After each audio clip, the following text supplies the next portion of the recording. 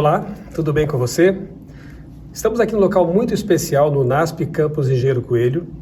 Eu vou depois mostrar imagens para vocês do Museu de Arqueologia Bíblica, que é realmente algo maravilhoso, fascinante.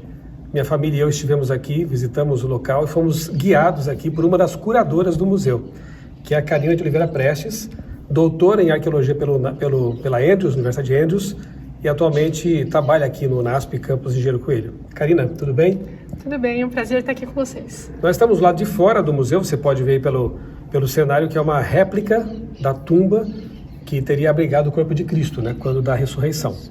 Mas, começando por aquilo que a gente viu lá dentro, Karina, qual a importância, a relevância desse museu? Já estou sabendo que milhares de pessoas vêm aqui todos os meses, tem sido um sucesso, né, esse museu, realmente uma tremenda homenagem à Bíblia, à nossa fé, né, em Deus, o Deus da Bíblia.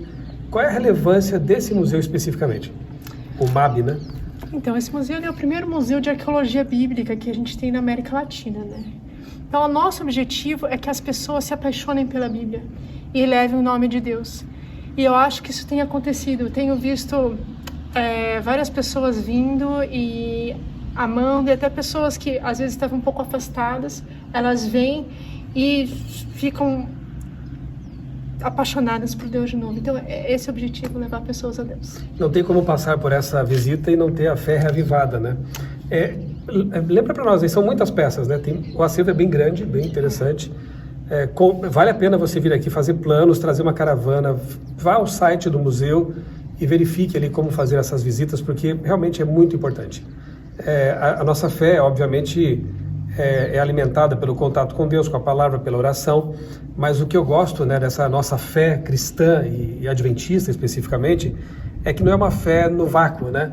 Existe uma fundamentação real e até material, como é o caso aqui no museu. Karina, fala pra gente, assim, do que você lembra, do que você tem mostrado ali, que peças, assim, se destacam no sentido de comprovar o pano de fundo histórico da Bíblia?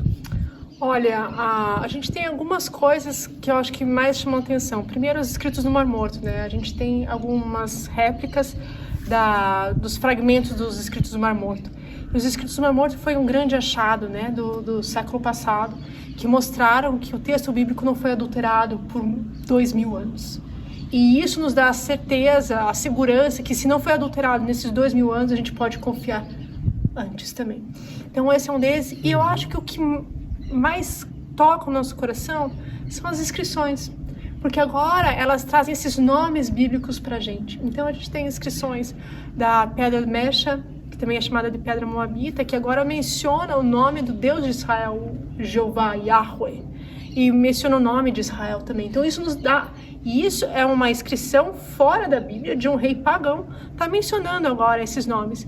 Então, isso me dá o contexto histórico, me diz que tem uma historicidade na Bíblia, que a gente pode confiar na Bíblia. Então, seria essa mecha. Também a Pedra Roseta é muito legal, que nos mostra o início da arqueologia moderna, do estudo da egiptologia, né? A maior parte das peças são originais, né? Mas tem réplicas muito bem feitas. Por exemplo, a Pedra de Roseta não tinha como trazer o original para cá, tirar da entrada do Museu Britânico e colocar aqui. Mas a réplica é muito bem feita, né? Os artesãos, os artistas que fizeram, né? Mas tem várias peças originais também, né? Trazidas para cá com autorização de Israel. A maior parte das nossas peças são peças originais, inclusive uma das peças originais que é muito legal é o tijolo de Nabucodonosor, que veio lá da Babilônia, e tem vários vídeos aí na internet sobre ele, e nos mostra essa historicidade de Nabucodonosor e da Babilônia descritas lá no livro de Daniel. Quer dizer, Nabucodonosor existiu, Babilônia foi destruída, e a história de Daniel é real. E é interessante que antes de ter sido descobrida a Babilônia, eles duvidavam da historicidade da Babilônia, mas agora eles acham uma cidade cheia de tijolos, que todos os tijolos têm o nome de Nabucodonosor. Um vaidoso rei que colocou o nome em todos os tijolos. Então, que bom que ele fez isso. Que bom. Então agora não tem nenhuma dúvida da historicidade de Nabucodonosor e da Babilônia. Karina, e papiro de Pulver? A importância dele? Papiro de Pulver é uma coisa muito legal, porque agora o papiro de Pulver, ele relaciona algumas coisas, os desastres no Egito, que são muito semelhantes às pragas descritas lá no livro de Êxodo, né? Então, quase todas têm um paralelo. O papiro de Pulver, provavelmente ele foi escrito uns 200 anos depois, mas provavelmente essa memória desse grande desastre no Egito permaneceu na memória cultural, na memória do povo, por todos esses anos, e foi tão forte que eles escreveram esse papiro. Por muitos anos se dizia, os críticos diziam, né, que as pragas do Egito era uma história, uma lenda hebraica, não havia comprovação material fora da Bíblia, porque eles não aceitam a Bíblia como documento histórico, embora seja, né? Até que esse papiro foi descoberto, uma oração de um sacerdote egípcio, ao deus Horus, reclamando ali para o deus dele e mencionando pragas que estão na Bíblia, no Êxodo, né? Então, a prova extra-bíblica de que o Êxodo aconteceu. Estela de Merneptah. A Estela de Merneptah é muito legal, também veio do Egito. E agora ela menciona o nome de Israel também, como um dos povos que foi conquistado pelo faraó Merneptah. É muito legal, e ela é chamada ou Merneptah, a Estela de Merneptah, ou Estela Israel, por causa do nome Israel e da relevância. Porque é interessante, sempre tem esse grande questionamento sobre Israel, só que não existe esse questionamento sobre nenhum outro povo. Entendeu? Por que não questionam os moabitas? Mas eles sempre questionam Israel. Só esse questionar, para mim, já me aponta a relevância e a historicidade, e que existe a relevância, existe um grande conflito querendo desacreditar essa historicidade, porque isso é poderoso, essa história é poderosa e transforma vidas. Então estão querendo desacreditar isso. Eu sempre comparo assim, né? A história de Alexandre o Grande foi registrada séculos depois da morte dele. E ninguém duvida, né? De que Alexandre existiu, de que as coisas aconteceram, como se diz que aconteceram. A história dos Césares de Roma também tem poucos registros assim materiais da existência de alguns dos Césares. E ninguém duvida também. E, no entanto, os relatos bíblicos, eles foram feitos pouco tempo depois de terem acontecido. Por exemplo, no Novo Testamento, né? O registro foi feito quando ainda havia testemunhas oculares, que não puderam contradizer os fatos, né?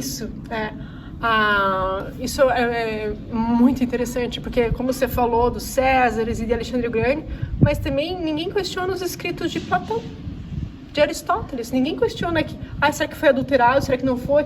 E isso também me mostra a relevância de um e a relevância de outro. A Bíblia é muito mais relevante, porque quanto mais relevante, mais ataque vai ter. E muito mais comprovada por manuscritos, né? E evidências arqueológicas como as que estão aqui no museu. Cilindro de Ciro. Qual a importância? Cilindro de Ciro, ele é muito importante porque agora ele narra uma história. Primeiro, que o cilindro de Ciro não foi feito para ser lido. Eles eram colocados nas estruturas, nas fundações dos prédios. Então não é assim que foi feito para tentar dizer alguma coisa. Não, isso era quase como se fosse uma oração do rei. E o cilindro de Ciro agora ele relata uma história muito parecida do relato bíblico, de que Ciro deixa os povos conquistados voltarem para suas cidades e reconstruir. E a Bíblia relata que ele deixou o povo judeu voltar para Jerusalém e reconstruir a cidade. Então é um relato muito parecido.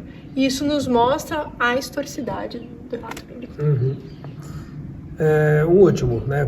Porque senão a gente vai dar muito spoiler aqui, né? Mas um último aqui. Anás e Caifás existiram? Ou foram inventados? É engraçado porque existia algum questionamento de toda essa historicidade de Jesus, né? E as grandes figuras por trás dessa morte, ressurreição e julgamento de Jesus foram achados artigos, evidências que mostram que eles existiram. Uma delas é o ossuário de Caifás. Foi achado um ossuário muito decorado e tem o nome. Os ossuários, eles tinham o nome das pessoas que tinham sido colocadas lá dentro. E diz que é Caifás. E é um ossuário muito decorado, ele é uma pessoa rica, uma pessoa importante. Então, provavelmente, e é do primeiro século. E a datação confere. A datação confere. Mesmo nome, pessoa rica do primeiro século em Jerusalém, provavelmente é o Caifás que a Bíblia descreve que julgou Jesus. Carina, eu falei que ia ser o último, mas eu não resisto. Os crucificados, que era uma pena destinada para pessoas muito, bandidos, pessoas que cometeram crimes graves, né? Não seriam sepultados, né? Jesus, então, foi sepultado. Parece que isso é real? Tem evidência de que eles podiam ser sepultados? E foram, de fato? Então, até pouco tempo atrás, eles questionavam esse sepultamento de Jesus descrito nos evangelhos, exatamente porque você falou, porque os crucificados não era uma pessoa que simplesmente roubou um pão, roubou um carneiro, não, uma pessoa que cometeu crimes muito graves. Então, as pessoas que cometeram crimes muito graves eram crucificadas e não tinham direito a um sepultamento. Só que, recentemente, eles acharam o osso do calcanhar de uma pessoa crucificada, que tinha sido enterrada. Tinha sido só um em Israel, mas mais recentemente eles acharam também na Inglaterra e na Itália. Então, a gente sempre fala que a gente não pode fazer uma afirmação em coisas que a gente não conhece. E muitas pessoas, muitos dos críticos, eles fazem a afirmação, disseram, nunca foi encontrado, portanto não existe. Só que vamos tomar um pouco de cuidado, porque o que a gente sabe, o que foi escavado? Muito pouco. Alguns estudos, eles dão a entender que foi de 5 a 10% do que existe para ser escavado, que foi escavado nesses 200 anos que existem de escavações. Então tem muito mais coisa para ser achada. A gente não sabe de toda a verdade. E mesmo assim, com 5 a 10%, há tantas evidências. Muitas evidências, muitas evidências. Só das que a gente sabe até hoje, eu não tenho dúvida nenhuma de que a Bíblia é um livro histórico, a gente pode confiar nela. Anel de Jezabel, Palácio de Davi, o tanque de Siloé, tantas coisas maravilhosas foram descobertas, desencavadas, né? E que são evidências materiais da história real. Então, se a história é factual, por que duvidar da teologia que essa história carrega, né? Então, nós podemos confiar na Bíblia, podemos crer que o Deus da Bíblia, que Jesus Cristo, aqui temos a réplica da tumba da ressurreição, tantas evidências da ressurreição, né? Podemos crer que isso tudo é real. E podemos colocar nossa vida, né, nas mãos desse Deus que é real e ter certeza de que a mensagem, ela transforma vidas, né?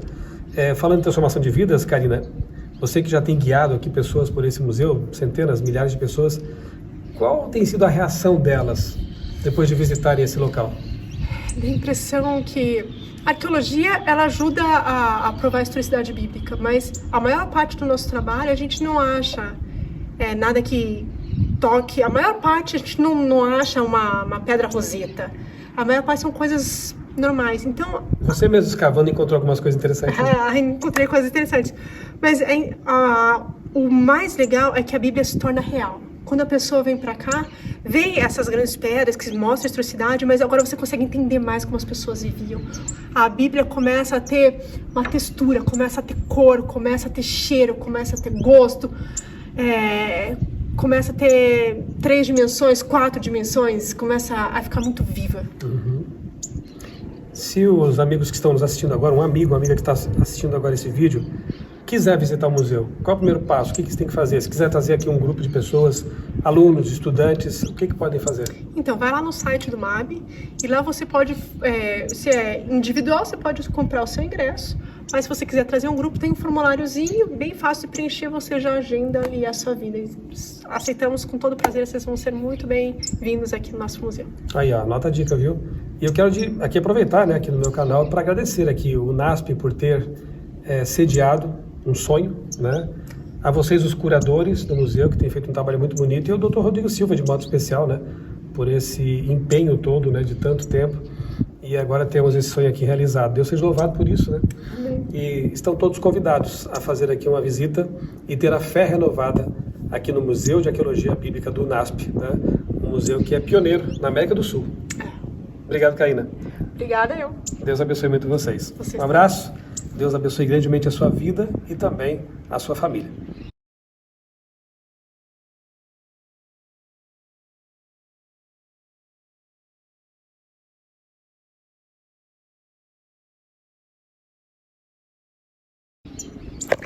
Quase caiu.